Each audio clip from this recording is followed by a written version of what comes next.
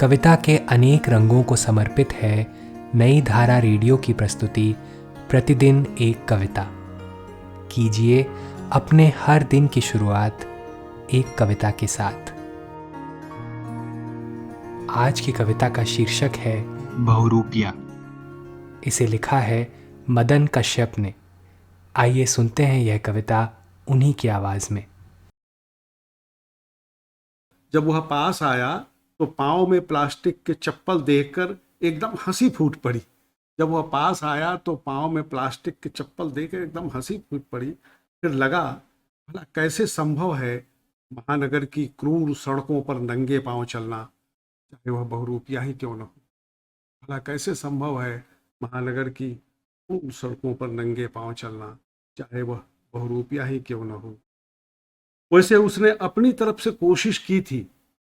तुम इतनी ऊंची लगाई थी कि वह सिर से काफी ऊपर उठी दिख रही थी।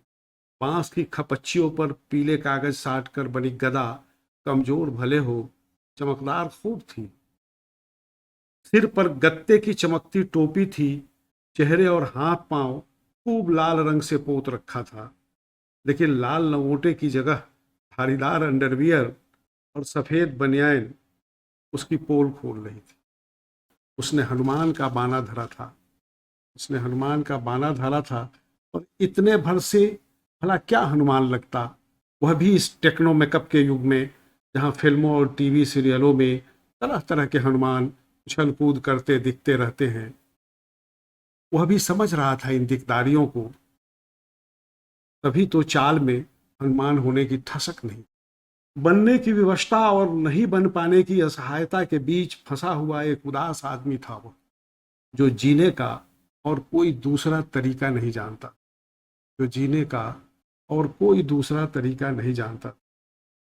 इस बहुरूपिया लोकतंत्र में किसी भी साधारण तमाशागर के लिए बहुत कठिन है बहुरूपिया बनना और बने रहना।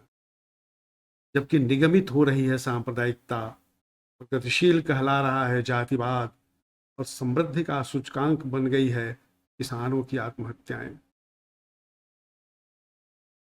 इस बहुरूपिया लोकतंत्र में जबकि निगमित हो रही है सांप्रदायिकता, प्रगतिशील कहला रहा है जातिवाद, समृद्धि का सूचकांक बन गई है किसानों की आत्महत्याएं और आदिवासियों के खून से सजाई जा रही है कुमंडलीकरण की अल्पना, बस केवल बहुरूपिया है जो बहुरूपिया नहीं है। आज की कविता को आप पॉडकास्ट के शो नोट्स में पढ़ सकते हैं। आप जहां भी प्रतिदिन एक कविता सुन रहे हैं वहां अपने कमेंट शेयर करना ना भूलें। अगर आप चाहते हैं कि नई धारा रेडियो की यह प्रस्तुति हर सुबह आपके व्हाट्सएप पर आ जाए तो हमें इस नंबर पर मैसेज भेजें 7428775376। कल एक और कविता के साथ फिर मिलेंगे।